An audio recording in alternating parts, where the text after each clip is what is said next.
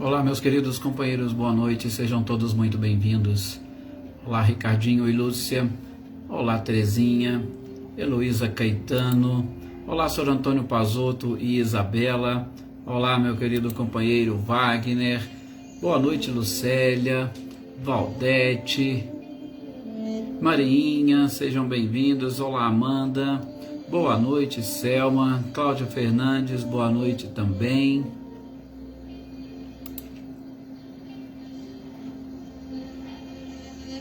Cláudia Honor e Eliane, boa noite para vocês. Boa noite, Célio Melo. Olá, Silvano, boa noite. Aproveitando, né, Silvano, mais uma vez parabenizando pelo seu aniversário e dizendo que nós estamos aqui também em vibrações pelos seus familiares, né, principalmente pelo seu irmão que retornou à pátria espiritual. Que a espiritualidade o receba e console a todos vocês. Olá, Cida Costa, boa noite, seja bem-vinda. Boa noite também, Sr. Luiz Alberto, seja muito bem-vindo. Andréia Vieira, boa noite também, Adriana Dantas, Luísa Nalim. Olá, Marcileia, Guilherme, Luciano e a todos os companheiros com quem vocês compartilham. Boa noite, Michele e Gabriel. Boa noite também, Salete, Márcio e Gustavo. Boa noite, Célia, seja muito bem-vinda. Olá, Ercília, boa noite. Joyce Kelly, boa noite também para você.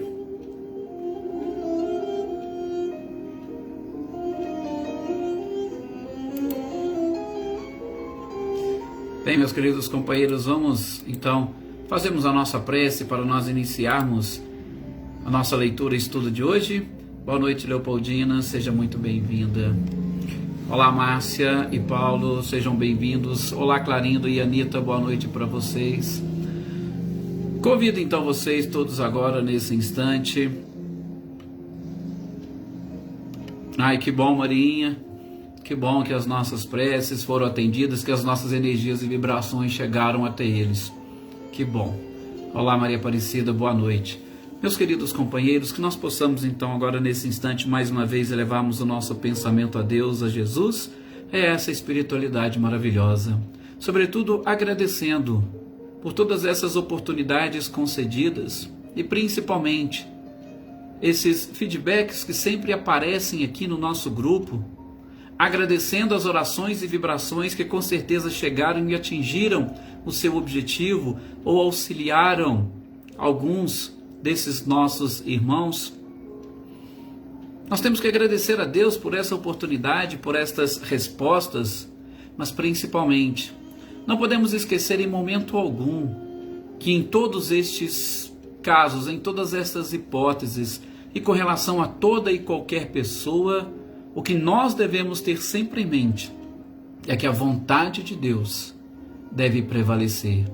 Portanto, ainda que com esse sentimento de gratidão, auxilia-nos, Pai, auxilia-nos, Mestre, ajuda-nos, espiritualidade, a entender, a acatar, a acolher com resignação e submissão essa vontade soberana do nosso Criador. O que a criatura precisa é exatamente isso, nesse processo de conexão com o Criador, entender aquilo que melhor vai satisfazer as suas necessidades evolutivas, necessidades estas espirituais e não materiais. Que continuemos com muita paz, com muita alegria, que continuemos concentrados nesses objetivos que nos reúnem aqui todos os dias. E o principal deles, assimilar conhecimento e informações para nos ajudar nesse processo de crescimento espiritual. Desenvolver cada vez mais e ampliar esta nossa família espiritual, contando com a colaboração e vibração de todos e também contribuindo com as nossas vibrações. E dessa forma, unindo-nos uns aos outros, irmanados, de forma fraternal e carinhosa, vamos todos juntos vencer e superar as dificuldades, sobretudo a nós mesmos, e atingirmos a tão sonhada evolução espiritual. Que assim seja. É realmente um prazer e uma alegria estarmos aqui reunidos, né, meus queridos companheiros, e poder compartilhar e, sobretudo, poder participar, né, dessa família com toda essa alegria e participação de vocês, que é fantástica. Boa noite aqui também para Eveline, para Roberta e para Gabi, também para Aninha e Adriano, para Patrícia, Renata Cristiane, Renata Gomes, Josiane, Maria do Carmo. Olá, Cecília e Reinaldo, sejam bem-vindos. Olá, Andréa Dantas, boa noite. Boa noite, Vânia Maria. Olá, Flávio, Gava, boa noite, Sr. Antônio. Boa noite também, Jossanã. Olá, Joana Carneiro, boa noite. Mateus Oliveira, boa noite para você. E aqui, aproveitando, né, Mateus, vamos convidar os nossos amigos. Logo mais nós estaremos também participando de uma live com os nossos companheiros lá de Rio Claro, a convite do nosso querido Mateus. E aí qualquer coisa depois eu peço para ele postar aí, né, qual é o link para aqueles que quiserem participar conosco. Serão todos muito bem-vindos. Olá, Daí, boa noite também, Maê. Paulo Iter, boa noite, meu querido. Mônica Estabolito, boa noite, Mariângela. E vamos lá, meus queridos amigos e companheiros, dar sequência a essa nossa leitura e estudo de hoje do livro A Gênese, os milagres e as predições segundo o Espiritismo. E nós estamos nesta terceira parte. Primeira parte, Gênese doutrinária, ou Gênese da doutrina espírita. Segunda parte é a Gênese planetária. E a terceira parte, os milagres. E depois chegaremos à quarta parte das predições. Boa noite, Lígia. Boa noite, Leda Lovato. Sejam todas bem-vindas. Então, nós estamos estudando os milagres, ou buscando, como o próprio codificador nos fez, lá do Evangelho, dos evangelistas clássicos, daqueles que foram admitidos e aceitos pela própria igreja desde eras mais remotas, e quando o cristianismo passou a ser uma religião oficial, sobretudo do próprio Império Romano, e aí disseminando por toda parte,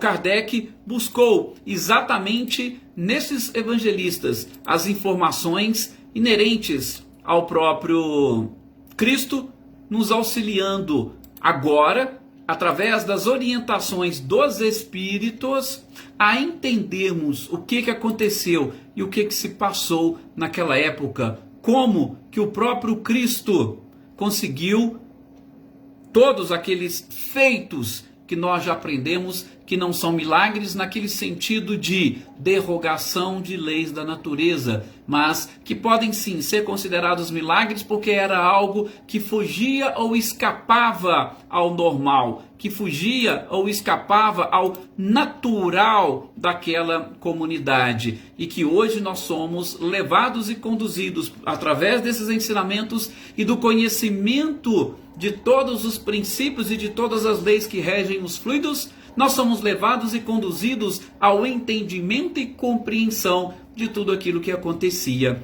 E no episódio de hoje, na sequência dessa leitura e estudo, a gente vai falar daquele paralítico da piscina. É uma leitura que todos vocês conhecem, a gente vai fazendo aqui breves comentários sobre ela, que está lá no Evangelho de João.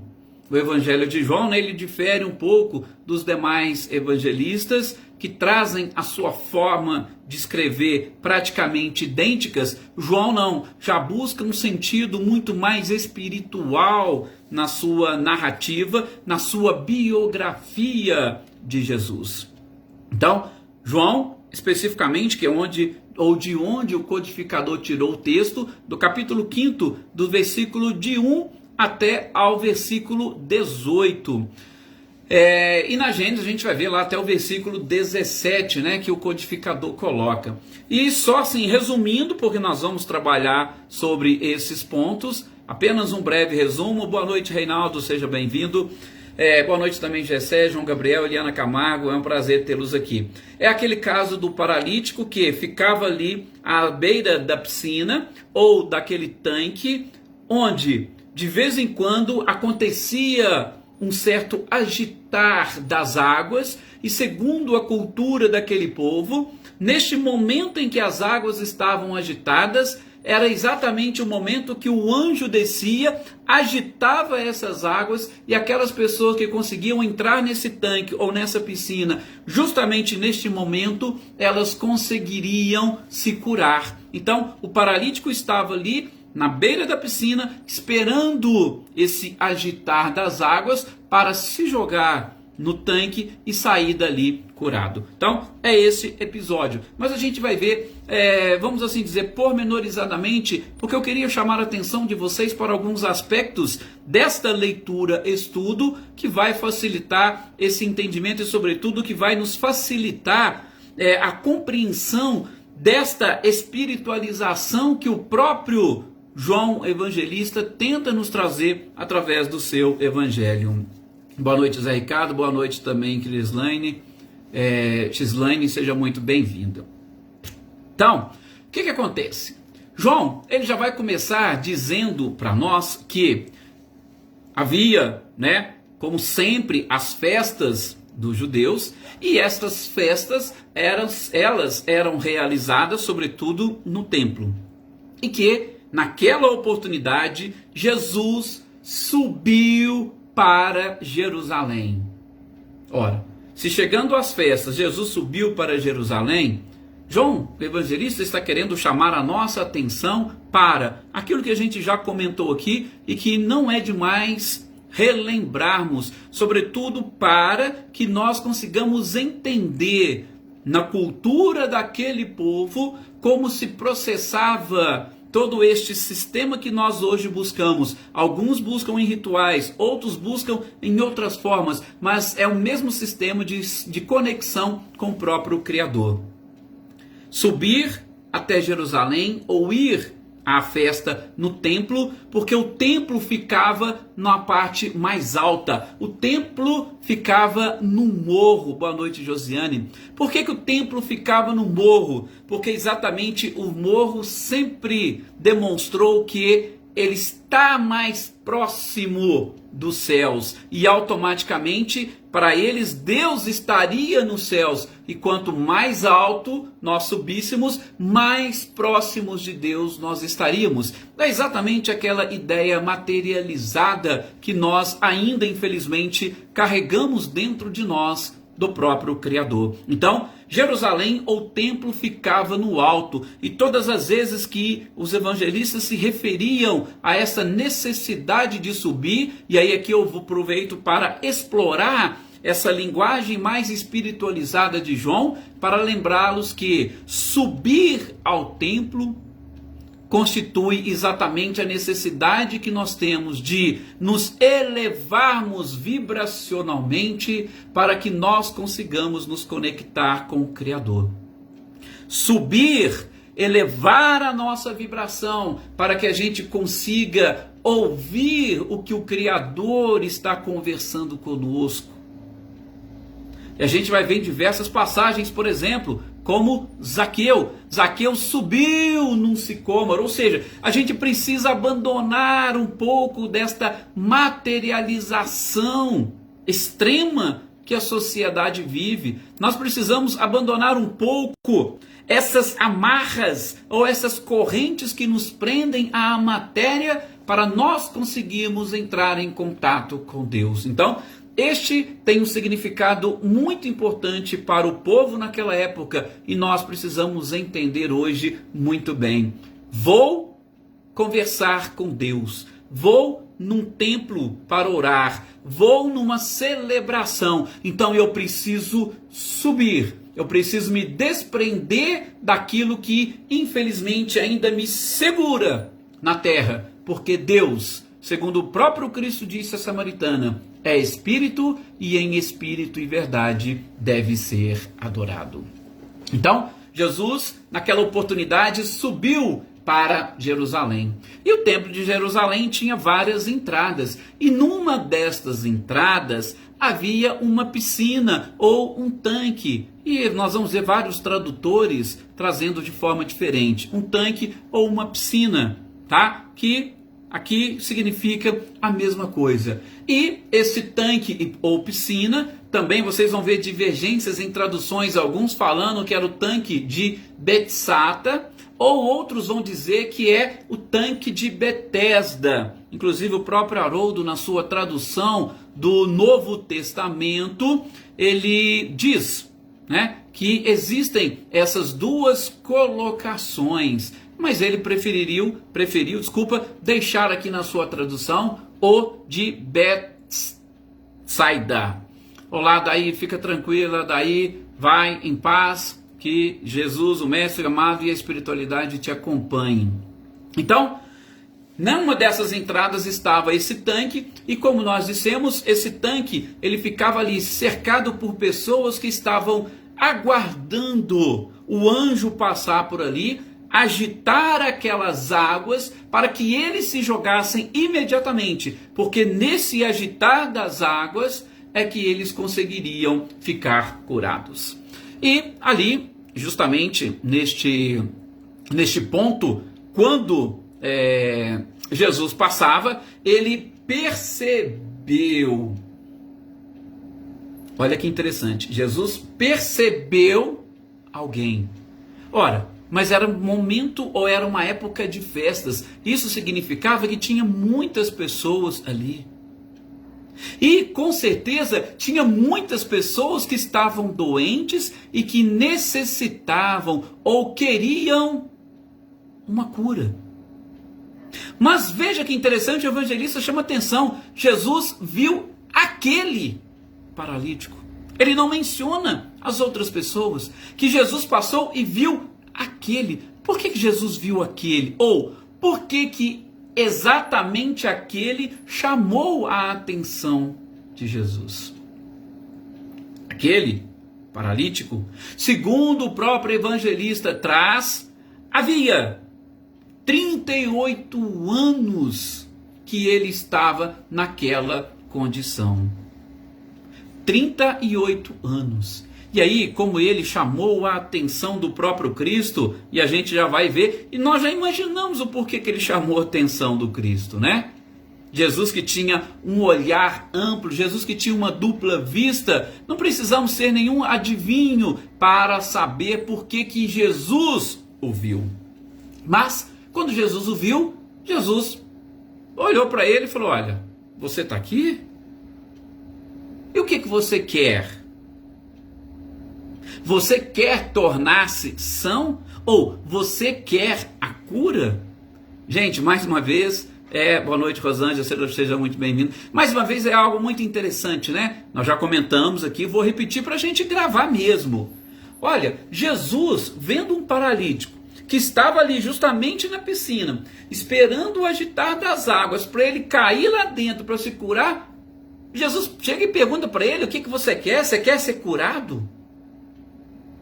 Não é, gente. Jesus não estava querendo que as pessoas apenas e tão somente respondessem que queriam se livrar das suas enfermidades, que queriam se ver livre das suas dores, que queriam exatamente eliminar as pedras do seu caminho. Boa noite, Adriana Alvarenga. Não. Jesus queria exatamente saber se eles estavam com disposição íntima para atingir verdadeiramente a cura, porque nós hoje sabemos, a cura ela é de dentro para fora. Por isso, Joana de Ângeles já diz: não existem doenças, o que existem são doentes. Por quê? Porque somos nós quem nos colocamos na condição de doentes, e cada um vai sentir os efeitos e as consequências da doença de acordo exatamente com o seu conhecimento, o seu grau evolutivo. Então, Jesus, quando pergunta: você quer realmente isso? É para que a pessoa pense naquilo que ela está falando, naquilo que ela está buscando, e para que ela sinta e traga isso lá do seu âmago, lá do seu íntimo, e que não seja apenas e tão somente da boca para fora, como muitos querem. Gente, muitos de nós queremos nos ver livres dos nossos obstáculos. Por quê? Porque os meus obstáculos me impedem de gozar melhor a vida, de sentir mais prazer principalmente corporal. Mas não era essa cura que Jesus enxergava, não é essa cura que Jesus buscava. A gente já viu, inclusive, um dos pontos emblemáticos é a cura exatamente, né, daquele cego que, quando naquele momento Jesus falou, ele abandonou a sua capa, né? Por quê? Abandonar a capa naquela oportunidade, falava, ó, a partir de agora você não tem direito mais de pedir ajuda para ninguém, de pedir esmola. A partir de agora você vai ter a responsabilidade de trabalhar. Então, não é qualquer pessoa que está preparada para dizer, eu quero ficar curado e eu quero voltar a trabalhar. Aí eu faço até uma pequena analogia, né?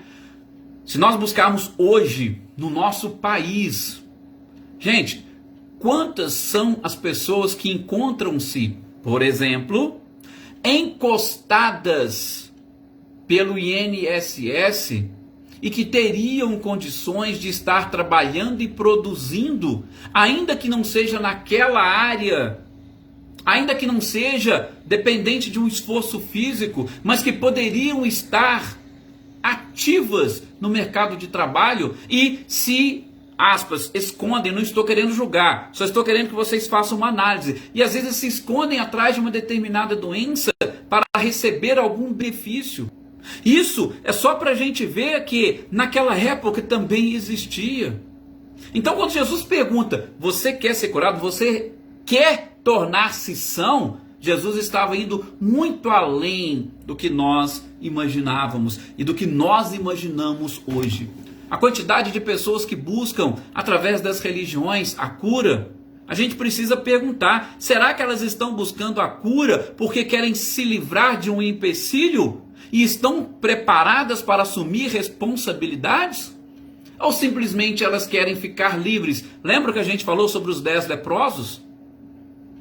Vai lá, se apresentem aos sacerdotes. Para quê? Para que aí, a partir de agora eu possa ser aceito na sociedade, eu possa gozar a vida, eu posso ter contato com as pessoas, eu posso ir nos bares, eu posso participar de festas. Apenas um voltou, porque ele que voltou estava preparado para as responsabilidades que a cura proporciona às pessoas. Ele estava preparado para dar testemunho.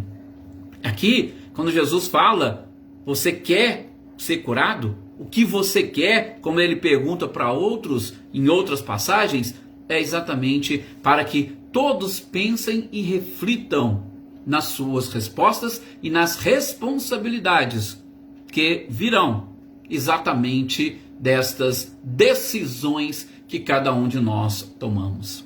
E aí, ali naquele momento, naquele instante, ele mesmo responde, nossa, mestre, mestre não, né? Ele nem sabia quem era Jesus, olha, eu estou aqui há muito tempo, só que é o seguinte, todas as vezes que as águas se agitam, quando eu vou descer, porque eu era paralítico, quando eu vou descer devagarinho ali, uma pessoa já pula na minha frente, já entra, e aí eu não consigo. Eu estou aqui há muito tempo querendo isso. E aí Jesus volta para ele e diz, levanta-te, toma o teu catre e anda. Veja, Jesus utilizou uma forma imperativa. Quando você usa uma forma imperativa, você usa com autoridade. Você tem fé? Levanta, levanta, pega. E aí a própria pessoa é que tem que despender o restante de esforço e da vontade para que ela consiga atingir ou pelo menos complementar o processo de cura. E ele fez. Pegou o seu catre, levantou, pegou o seu catre e saiu andando. E aí, gente, é o ponto que Kardec chama a atenção. Mas espera aí, as pessoas começaram a olhar para ele. Por quê? Porque era dia de sábado. As duas últimas leituras que nós fizemos foi exatamente falando da cura especificamente no sábado. Então, era dia de sábado, as pessoas viram ele carregando a cama dele. E eles falaram, mas peraí, hoje é sábado, você não pode carregar a sua cama? Olha, para vocês verem, lógico, hoje para nós é um absurdo. Você virar para a pessoa, você não pode carregar a sua cama hoje porque é sábado. É um absurdo. Mas naquela época, para aquela cultura, gente, representava muito. Ele estava desobedecendo ou ele estava desrespeitando preceitos mosaicos. E Moisés, para eles, podemos dizer, era praticamente um Deus. E ali escandalizou as pessoas que estavam por ali. Opa, peraí, você não pode. E não perguntaram, não preocuparam com ele se ele estava curado, porque todo mundo conhecia, 38 anos, nem perguntaram para ele se estava bem, ou se está se sentindo bem, se está curado. Não. O admoestaram por quê? Porque ele estava carregando a cama dele. Você não pode carregar sua cama dia de sábado. E aí ele pega e vira para as pessoas e fala, olha, aquele que me curou, falou que era para eu levantar, carregar, e ele me curou.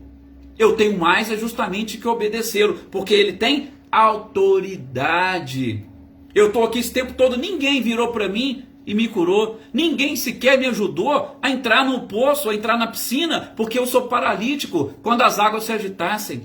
Aí a única pessoa que chega e que me cura e fala para eu fazer uma coisa, eu vou desobedecer, eu vou desrespeitar? Foi mais ou menos assim. E aí perguntaram, quem que fez isso? Ele falou, não, eu não sei, eu não conheço. Olha que interessante, ele falou, não, eu não conheço. E realmente ele não conhecia. E até procuraram por ali, só que Jesus já tinha desaparecido daquele ambiente, daquele local. E o evangelista diz que passado depois um tempo, Jesus encontra com ele de novo. Encontra com ele e fala, olha, você, vejo, está curado. Vá e não tornes a pecar. Por quê?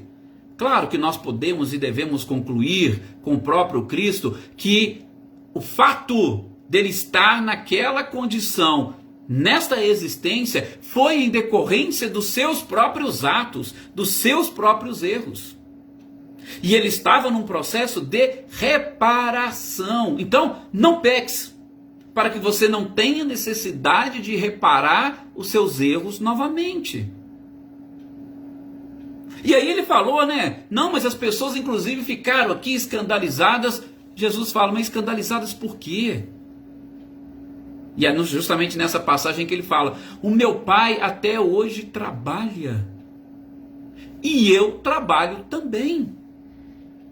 Por que então que estão todos escandalizados? E mais uma vez, né, gente, repetimos, o que seria mais interessante? Você se curar de uma doença de 38 anos? Ou, não, Jesus, o senhor não pode me curar hoje porque hoje é sábado. Dá para você voltar amanhã?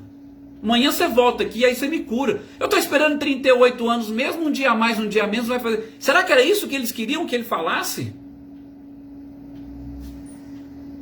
Não dá para a gente entender, pelo menos hoje. Repito, nós temos que respeitar aquela época, nós temos que respeitar aquela cultura que não cabe nos dias de hoje, pelo menos para nós, porque ainda tem povos, ainda tem religiões que continuam nesta mesma cultura. Repito, nós temos que respeitar, ok? Respeitar, mas pelo menos para nós e para a maioria, realmente não caberia. Bom, se nós formos pegar, gente, e aí é um dos comentários que o próprio Kardec faz nesse texto, nós não podemos esquecer que um dos grandes objetivos do próprio Cristo foi revelar, sobretudo para aquele povo e para aquela cultura, o que é Deus. Ó, vocês viram que eu falei, ainda dei ênfase. O que é? Por quê? Porque a pergunta número 1 do Livro dos Espíritos é exatamente essa. Kardec não pergunta quem, porque Kardec sabe que nós não podemos individualizar Deus. Nem individualizar, nem limitar, nada. E aí ele pergunta o que é. Então, Jesus foi aquele ser que veio para quebrar paradigmas, para vencer preconceitos naquela cultura. E é claro, para você quebrar paradigmas e principalmente ajudar as pessoas a vencer preconceitos, você vai ter que se passar por ridículo. Para você fazer isso, você vai ter que contrariar as próprias autoridades. Você vai ter que contrariar a crença das pessoas. Jesus veio, por quê? Porque ele foi o ser, segundo a questão 625, que esteve e que está, com certeza, mais próximo de Deus do que nós. Ele pode, com propriedade e com autoridade, com conhecimento, dizer para nós o que é Deus. Como que Deus trabalha, como que Deus age, qual é a interpretação correta das leis divinas. Ele pode, por quê? Porque ele já superou boa parte dessa escala evolutiva que nós estamos ainda lutando para tentar encontrar. Então ele veio naquele momento exatamente para quebrar esse paradigma, que infelizmente muitos de nós hoje temos dificuldades de entender e de quebrar. Nós carregamos conosco tantos preconceitos. Nós acabamos hoje sendo aquele produto de arquétipos e arquétipos tão antigos que a gente tem dificuldade de entender determinadas coisas. E agora vocês imaginem naquela época. Por isso que nem os fariseus a gente pode criticar, porque provavelmente muitos de nós ainda o somos, e sobretudo na sociedade de hoje. Sim, aí está um outro detalhe, porque quando eu falo em quebrar preconceitos, eu falo em quebrar preconceitos que a sociedade nos impõe. Aquela época tinha a sociedade e o entendimento. Hoje nós temos a nossa sociedade e essa sociedade tem o entendimento. Agora, qual que é o entendimento que prevalece? Luísa, naquela região ainda vivem muito essa cultura. Ainda hoje. Tá? Isso não significa que eles não estão evoluindo ou que eles não têm oportunidade de evoluir. Não é isso que a gente está falando. Só que a gente está falando que temos uma forma de nos conectarmos com o Criador. Eles possuem outras. E o importante é essa conexão com o Criador e o cumprimento das suas leis. Se tem determinados rituais que precisam cumprir, isso é irrelevante. Por quê? Porque essa conexão com o Criador é a principal. Isso é o mais importante. Com certeza. Então, na sociedade de hoje, nós temos muitos preconceitos. Mas qual é, vamos dizer, o conceito correto? Qual é o conceito adequado? Qual é o comportamento ideal para a sociedade em que nós vivemos? Não sabemos. Por quê? Porque ela também se acha completamente dividida. Muitos de nós temos até dificuldade em emitir a nossa opinião. E de emitir a nossa opinião dentro de casa. Porque dentro de casa nós vamos ter pessoas que vão pensar de formas diferentes. Vão pensar de forma diferente e não vão respeitar a opinião do outro. No nosso trabalho, a mesma coisa. Infelizmente, nós não temos ainda não se desenvolveu na sociedade essa capacidade de as pessoas entenderem e aceitarem opiniões distintas e diversas. Então, a gente precisa entender e aprender. E é isso que esta leitura hoje está querendo efetivamente nos ensinar.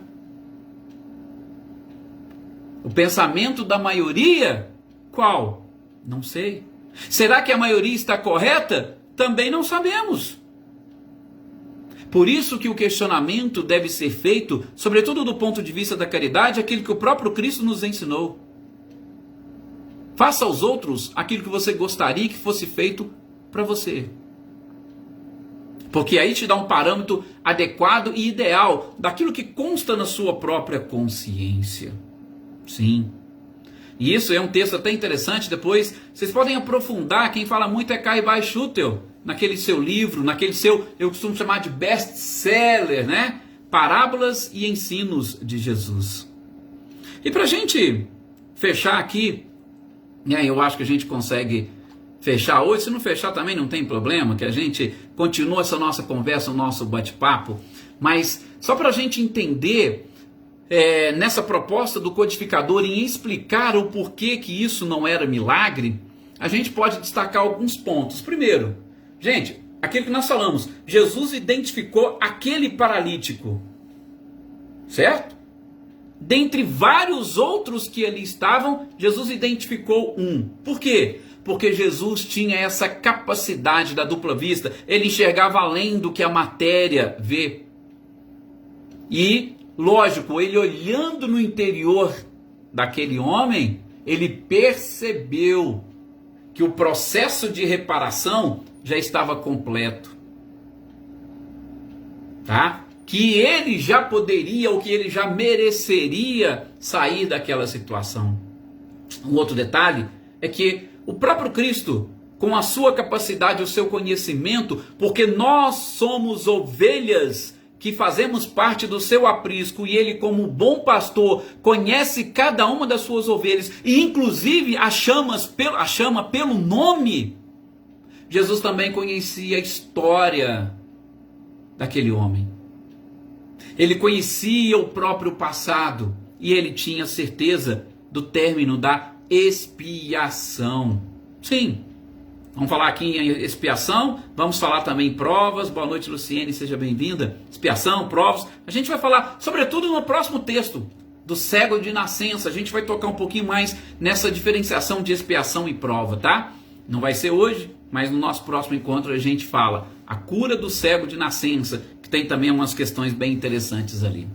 Então, Jesus conhecia. O que mais? A própria dupla vista do Cristo sabia exatamente identificar a vibração daquela criatura e como que ele poderia associar a sua vibração à vibração daquele homem e principalmente todos os fluidos que estavam presentes naquele ambiente que poderiam auxiliar a eliminar esses últimos detalhes para a obtenção da cura verdadeira, da cura completa. Tá vendo? Inclusive, né? Aí também nós podemos citar, nós estamos falando de um paralítico.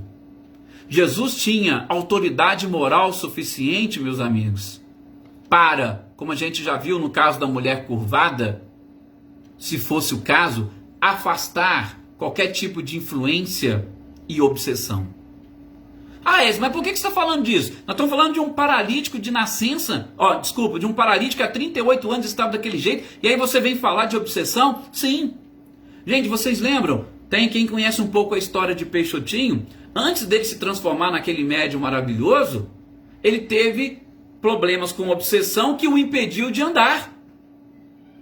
Todos vocês aqui, ou quase todos, devem conhecer também a história do Divaldo. Lembra o que aconteceu com o Divaldo? Inclusive está lá no filme. Quando o irmão dele desencarnou e encostou, se aproximou dele, interferiu na sua própria ou no seu campo vibracional, Divaldo ficou 6 meses sem conseguir firmar, sem conseguir ficar em pé, sem conseguir andar. Ele ficou 6 meses deitado numa cama. E foi por quê? Influência espiritual. Então Jesus tinha autoridade moral, porque se tinha algum espírito ali que estava provocando todo aquele processo, Jesus com certeza teria autoridade moral suficiente para afastar, e com isso ele poderia voltar a andar. Divaldo não foi assim? Não deu passe ali na hora? Não encaminhou o seu irmão e ele já conseguiu firmar o pé, ele já conseguiu andar? Então veja, assim que as coisas funcionam. E Jesus tinha toda essa capacidade. E é claro, de combinar os fluidos que estavam ali naquele ambiente para eliminar qualquer tipo de obstáculo para esta cura. Então, não tem muita dificuldade de nós entendermos que isso não constitui um milagre. Só para fechar realmente, o fato do agitar das águas, como diz Kardec, gente, é algo muito simples. Hoje nós temos muitos lugares que possuem algumas fontes que também são fontes curadoras. E quando você fala em agitar as águas, por quê? Porque você começa a mexer com todos os nutrientes que estão ali presentes naquele local, que estão ali presentes naquela água. E ali aquela agitação fazia com que esses nutrientes fossem liberados e quem tivesse o contato conseguiria obter essa própria cura. Então, o próprio Kardec fala, não era milagre, mas fruto do conhecimento, da capacidade e da evolução de Jesus. Agradeço a todos vocês por mais essa oportunidade que nós tivemos aqui de estar compartilhando essas informações do codificador. Que todos vocês tenham uma excelente noite. Até o nosso próximo encontro. Muita paz para cada um de vocês e muita paz para o seu próprio lar. O Wagner, parece que você colocou alguma coisa aqui, depois eu faço o comentário, tá, contigo, porque para a gente fechar aqui acabou que não passou despercebido porque eu vi. Aí eu comento daqui a pouco, depois, ou eu respondo para você. Muito obrigado, gente, muita paz e até o nosso próximo encontro.